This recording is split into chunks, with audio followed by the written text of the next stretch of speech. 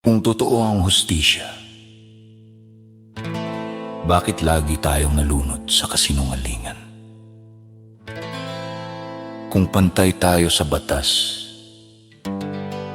bakit laging may nakaligtas kahit may bahid ng putik?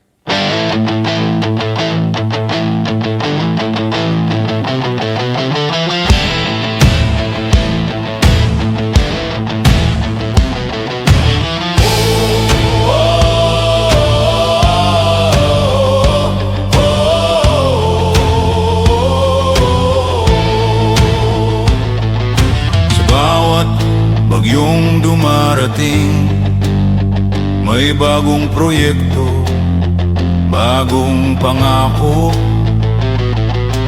Tubig daw ang kalaban pero pera ang tunay na umaapaw. Binabakuran ng paderang bayan, nilulunod ng korupsyon. Sinasabing para sa proteksyon, pero sariling bulsa ang direksyon. Binuhos ang milyon, pero saan napunta ang semento ng solusyon? Paulit-ulit parang sirang plaka, kasaysayang nilunod sa baha. Pinipila ng daloy ng katotohanan, habang nililinis ang pangalan ng may sala. Hanggang kailan tayo lulubog sa ganitong sistema? Bahanang katotohanan, hindi nyo na kayang takpan.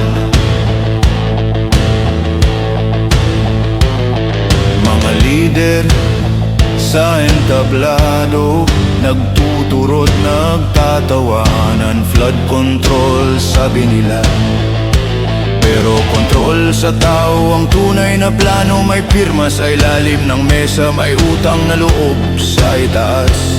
Kailan tayo titigil sa pagbulag at simulan ng magmulat ng tunay? Hindi sa bato kundi sa tapang, sa pagkakaisa ng masa.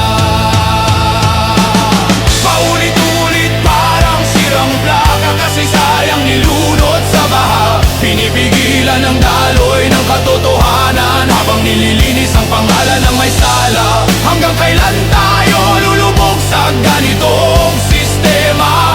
Bahan ng katotohanan, hindi nyo na